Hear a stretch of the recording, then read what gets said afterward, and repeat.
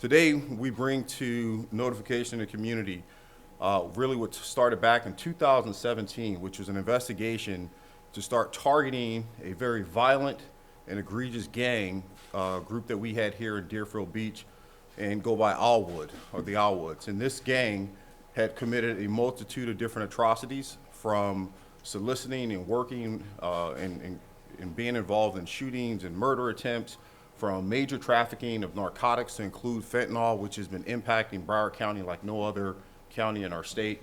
And so thank goodness that our men and women comprised from our strategic investigations divisions, the DEA, ATF, the state attorney's office, the attorney general, and many others had worked with our personnel to make sure that we went out and investigated in a very comprehensive manner to take a numerous amount of firearms, and I'll go over it, weapons off the streets, drugs, etc.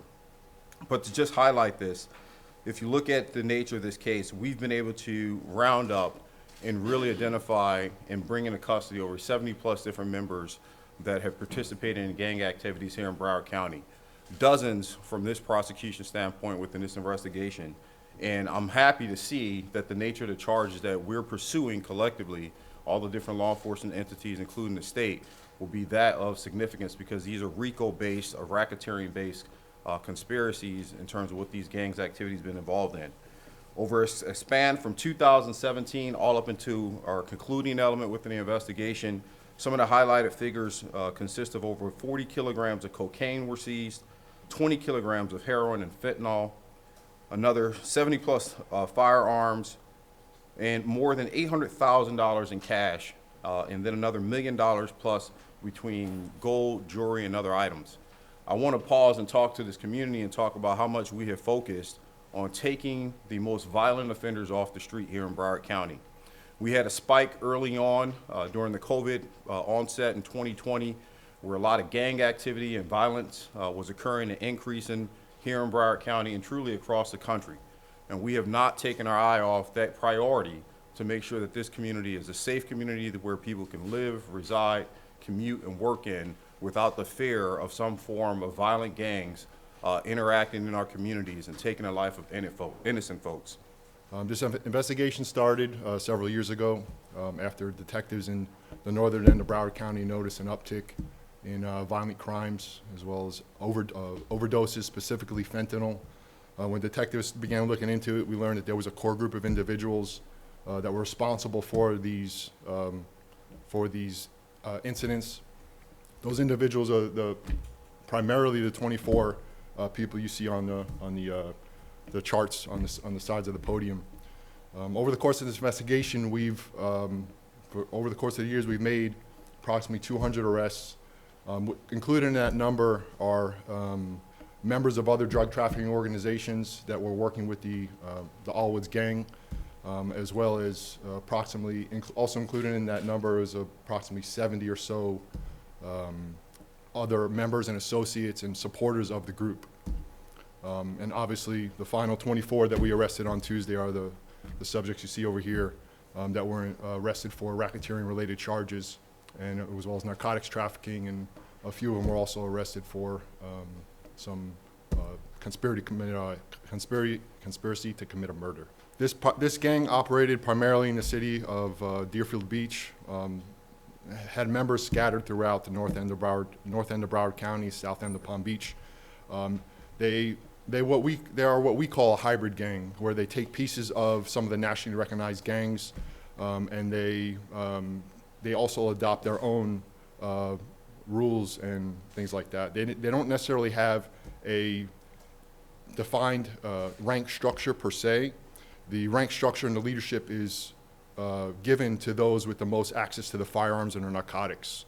So the gang members that have the most access to firearms, have the most access to narcotics, take up the leadership role.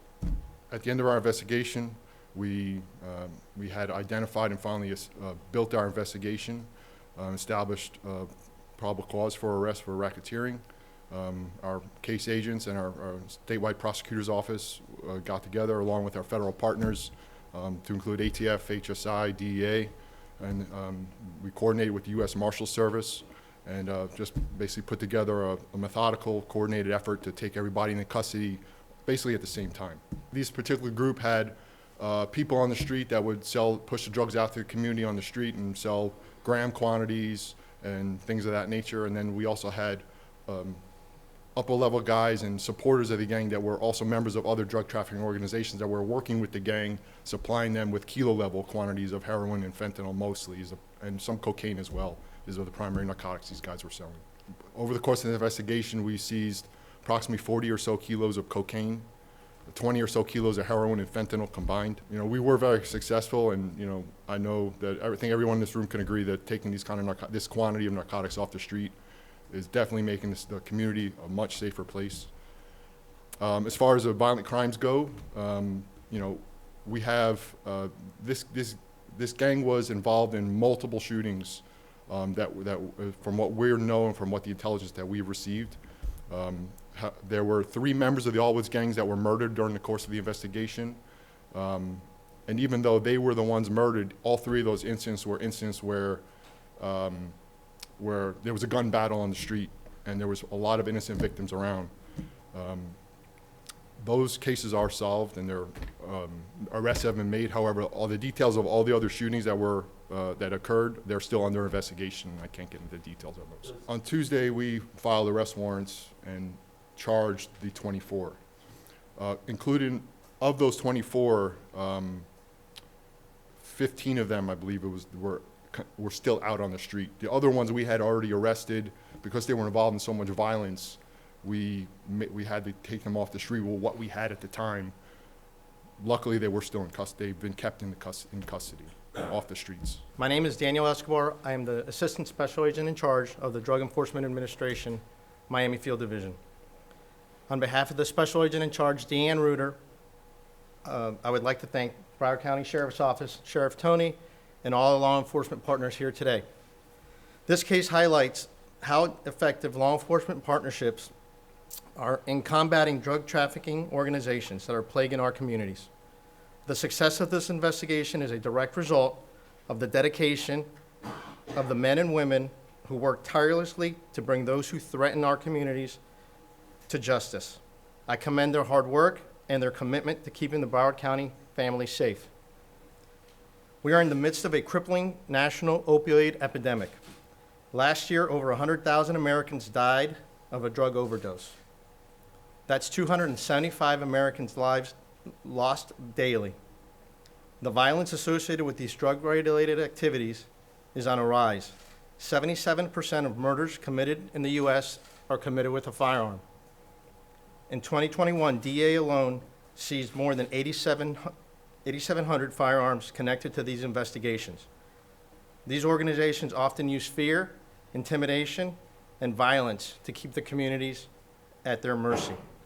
The DEA Miami Field Division remains deeply committed with our collaborative efforts with the Broward County Sheriff's Office and our federal partners to combat violent crime and to keep our community safe. Thank you. Very time intensive, a lot of great work, a lot of man hours from a multitude of different organizations. You know, here at the Sheriff's Office, we're the largest local entity here in the county, but we can't get this done without our partners from DEA, U.S. Marshals, ATF, Homeland Security, and many others who contributed to making sure not only were we going to be successful in apprehending and bringing these people into our custody and care, but making sure that we got home safe. As it's been articulated already, these are some of the most violent offenders we have in our community.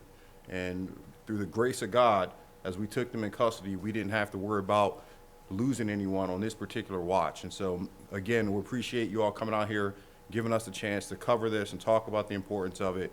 And I will also add just one other point of interest. As Special Agent in Charge, Escobar had already alluded to, the opioid crisis is most certainly damaging here in Broward County. And we are continuing to look at new and innovative ways to not only apprehend individuals, but to make sure that we get into a model where we can treat our residents and get them away from this addiction. There has been time and time again here in the United States where we have to deal with certain type of drugs from the early crack epidemic in the 1990s, and we had made a severe push to make sure we apprehend criminals, but we failed to recognize that we needed to also treat the people so that we didn't create this cycle.